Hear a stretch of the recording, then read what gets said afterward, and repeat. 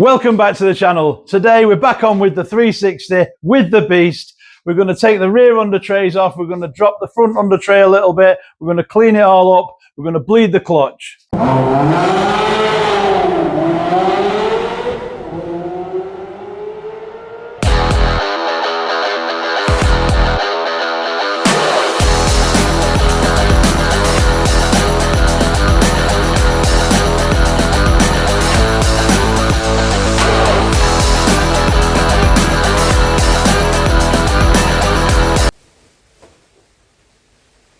Some of you may remember and will have seen in the previous video, this bad boy did let us down at Oulton Park, unfortunately. If you haven't seen the video, go back and have a look. It's a good video.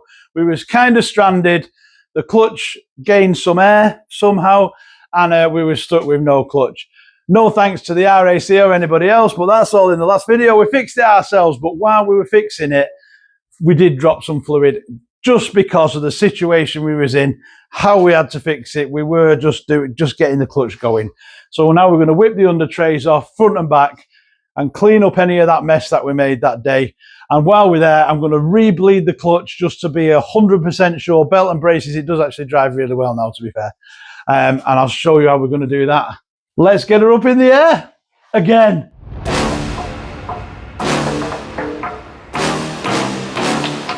Underneath the car now, we can assess the damage.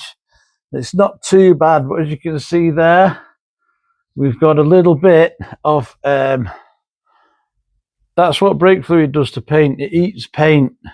So that's the paint on the back bumper. So what I'll have to do is, because that's all damaged now, I'll trim that bit off that it's all peeled away, and I'll repaint that. You can see where it's sort of, that's where the fluids that I've spilt has found a way out and just eaten that away. Luckily, that's it. Other than that, we're in pretty good shape. But as far as taking it off goes, well, basically, there is lots of 10mm bolts everywhere you look. They've all been changed before by the previous owner, which is good for me because that means I'm not fighting corrosion. There's a couple of sort of hex bolts here, so we'll take them out. I think they would have been Phillips bolts originally, but they've been replaced with hex bolts. That's fine. And then what we need to do is somehow chuck the wheel up so we can get the tray out. So I think the first thing we'll do is take all these screws out. Once I've got the screws out, I'll show you exactly where they are. Once we've got all the bolts out the tray, we need to come up with a way of getting the tray out, because what happens is where you put the blocks there to hold the car up, the tray just goes round it. So you can't go backwards or forwards or sideways. So to get the tray out, it needs to not be on these blocks. If you had a ramp where it just went up on the wheels, it'd be really easy, but I ain't got one of those. So once I've got all the bolts out, I'm going to put some wooden chocks under this side, drop it down and take the weight of the car off this chock, take this chock out and slide it out sideways. What could possibly go wrong? Examining the front, looks like we've been lucky, but I think that's where I spilt the most fluid, because that's where my pressure bleeder kept popping off.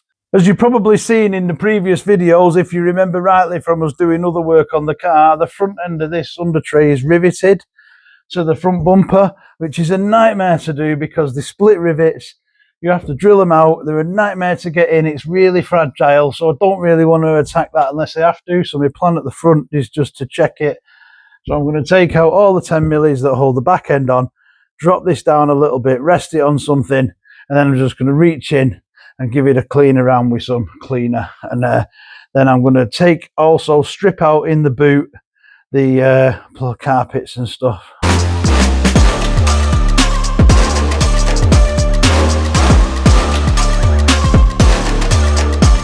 We took all the bolts out of the under tray now. There's only two more in the middle, which are easy to get to holding it up. We just need to gain that access before we drop it. So rather than lowering the car and risking using the ramp and shifting the car, I'm going to lower the car down, and I'm going to get the jack under it, and I'm just going to gently jack it up, just at millimetres off them blocks, so we can whiz the blocks out, whiz the things out, and I'll stick it back on the blocks while we're cleaning it. Fingers crossed this works. There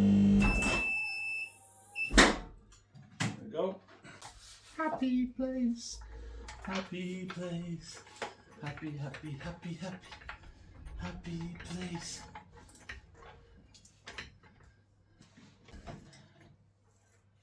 That's given us enough room now to get these support blocks out, which frees up the under tray to come out of this side. But I've now got to get under it and release those 2 bolts, which I'm not too happy about. Here we go.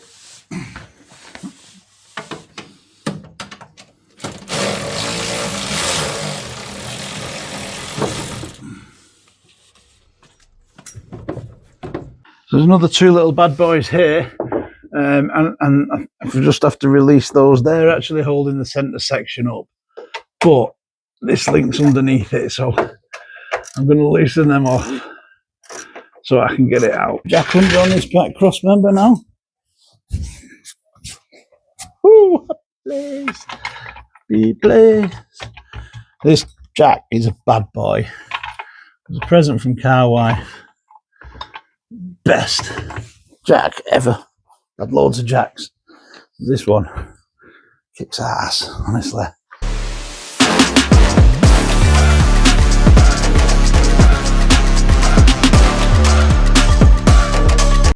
That didn't quite go to plan because it won't come out sideways, because I've still not got a big enough gap to get it all out, because the back end of that diffuser is massive. So it's going to have to come out the back, which it will, but it wouldn't because the jack was in the way. So I'm going to drop it onto these, onto our car ramps, and drop the wheels down onto them, off the ramp, and we can just slide it out. Hopefully that works. Whew, melting. Those of you who've been watching the channel a while, you'll understand and know that persistence pays off. That's basically what happens with this Ferrari. Persistence pays off. We might not do it the best way, the fastest way, the most efficient way, but we do it in our garage with what we've got, and we're persistent and it pays off. Persistence pays off. That's my new motto. Persistence pays off. I know blokes who've got really, really, really good looking girlfriends because they were persistent. Trust me, persistence pays off. I'm one of them. Car wife.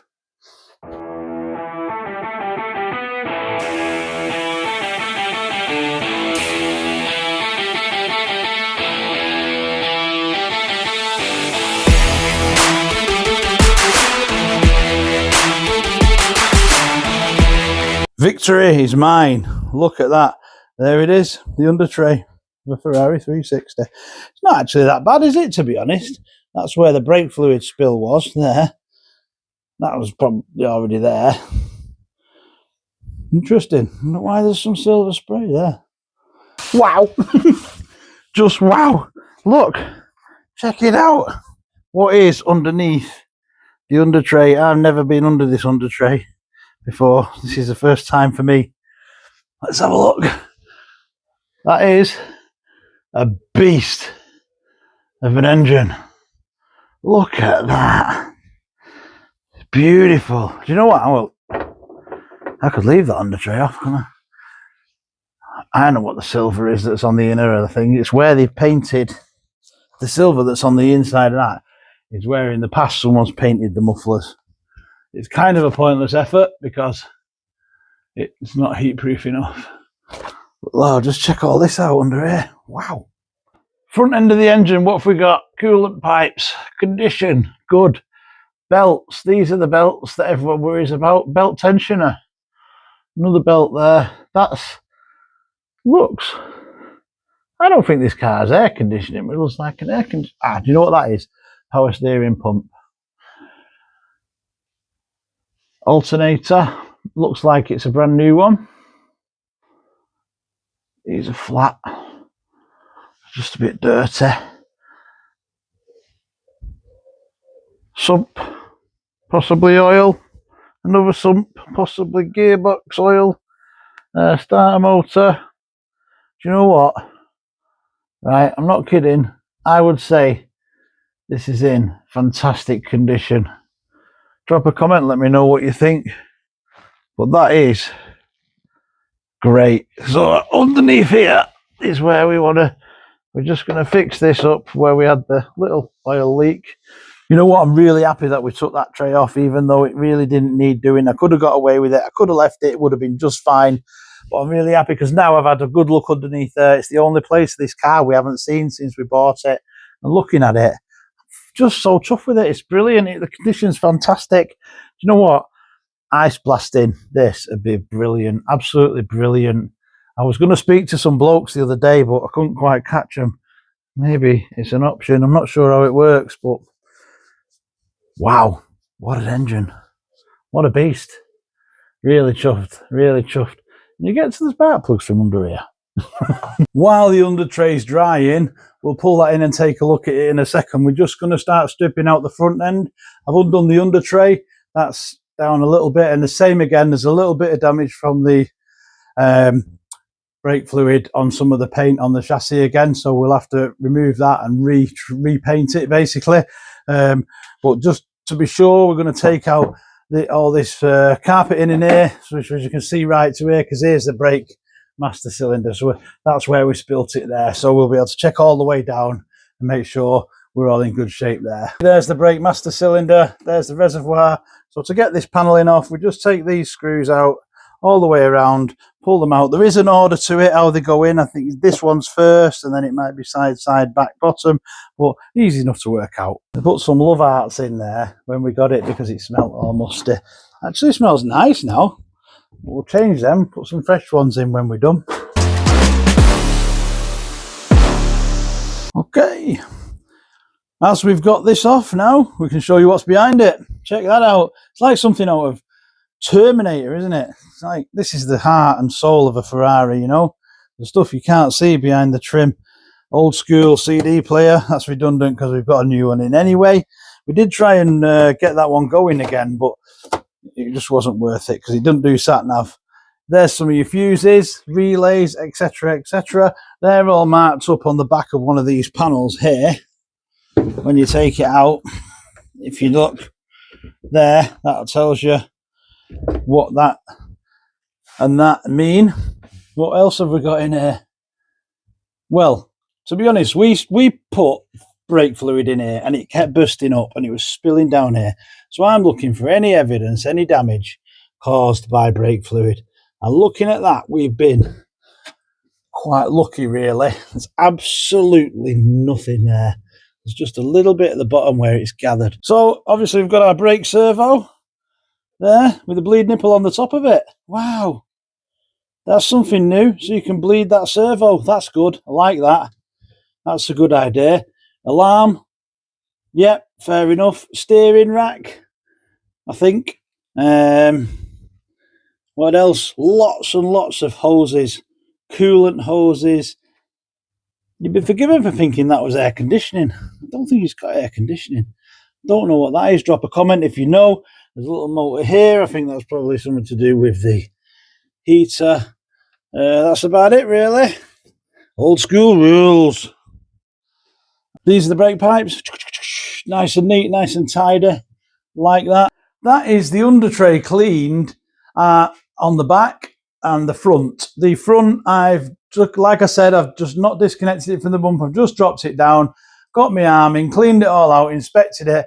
And you can't do enough for a good car, can you? Because now I'm obviously wearing all this, which is all the junk and crud that's fell out. And I was lying in it and I had my arm up and it was horrible and I couldn't film it because I'd have just lost my camera in there somewhere. But it's done now, it's clean, it's ready. The under tray's down here, take a look at this. This is the rear under tray of the Ferrari 360. It's a piece of art, really. You can see how it flows the air through. Fixing points, which may be useful for you to know, is basically 1, 2, 3, 4, 4 down this edge here, which is just under the sill. Same again, the opposite, just under the sill. And then we've got the 2, 4, 6 down the middle. And then right at the very end, you take a look with me here, we've got another 4, which you can't see on camera. I'll show you though. There's the other 4, and that's where it joins the back bumper. The back bumper fits in here. Lovely. So what's next? We're going to put it back together. No, we're not going to put it back together. I want to get this done in one day. I want to get it done today, so I'm going to keep pushing, even if I've got to push into the evening. But I want to re-bleed the clutch. I know it's okay because I did it when I was at Oulton Park and it drove on fine, and I've drove it since. It's great. But I just want to give it that one final thing just for peace of mind to know it's right, and it's easier to do with the under tray off. So I'm going to rebleed that, but for that I'll need some assistance. Let's give car wife a call on the old car wife phone and see if she can help. Hello, car wife. Hello. What do you mean you can't come and help me? Why not? You're at work? Well, leave work. This is more important. You've got to stay at work. Okay. What's that? Get your son to help you. Okay, I'll do my best, but it might take me about 3 hours to round them up. Okay, I'll give Carson a ring.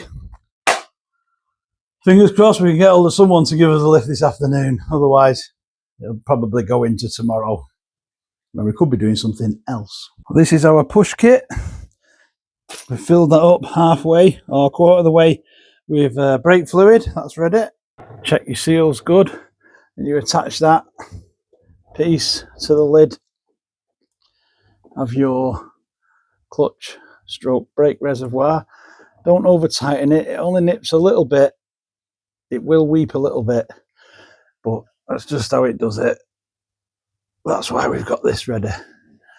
And then on the side of the pressure bleeder there's a gauge. We'll run that up to 10 psi, I think. Just under 10 psi is enough for this car.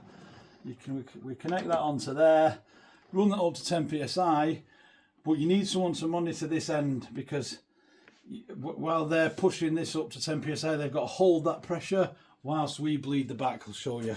Under the back we've got our catch bottle with our clear pipe, and then that runs up to the clutch block here. It's connected to the clutch block. We've got our spanner on the nipple ready, so when we open that nipple we'll see fluid come through here and into here. When there's air in the system you'll see bubbles in this pipe. When there's no air in the system you won't see bubbles, so just get a nice steady flow going, and then we've bled it basically. If you was pedal bleeding it, it'd be a bit different. Alright, go on. So we've made sure that the fluid is bang on the max now. We've put the lid back on, we've plugged back in the low level sensors, which obviously didn't help us last time. Just going to double check I've nipped up the clutch bleed block. You've seen how much we've pumped through. Now it's just a case, drop it down, we'll start it up, we'll test the clutch, we'll see how it feels, and then put the under trays back on, put it back together. Then we can take it out in some of this 35-degree heat and give it some baked beans.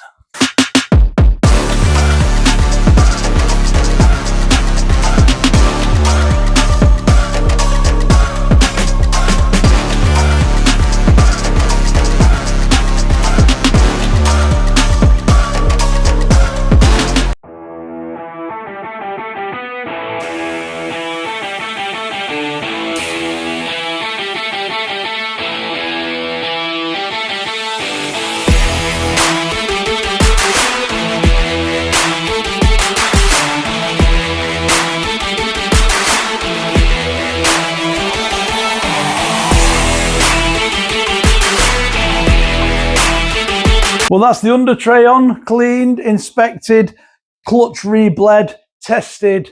We are in a go-go situation now to get that car back out on the road. I'm happy that I did it. I think it needed doing. Belt and braces. It's not the most glamorous thing I've done on the Ferrari, but at least you've had a watch now. And if you want to take your under tray off, you know where you're looking for things instead of having to work it out too much like I did. You probably watched me struggling quite a bit. Like I said, persistence. Persistence prevails. And it definitely has prevailed. We've been at it all day. We finally got it done. It's quite late in the evening now. We're going to call it a night. Might go and have a can of beer.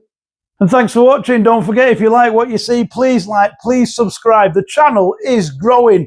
Thank you, thank you, thank you to all of you. I really appreciate it. I'm amazed how much it's growing. The more it grows, the more I want to push. I've got a big push coming. I've got some really good stuff. The next job for the Ferrari is some decent stuff. We're going to take off and tackle the sticky switches and some various bits of the trim inside. But that is going to be good because we've got something very different for that. Bit of Marmite. You might like it, you might not. But we're doing it anyway. It's my car and that's what I want to do. And it needs some modifications. Like I said, thanks for watching. Please like, please subscribe, and I'll see you in the next video. Adios.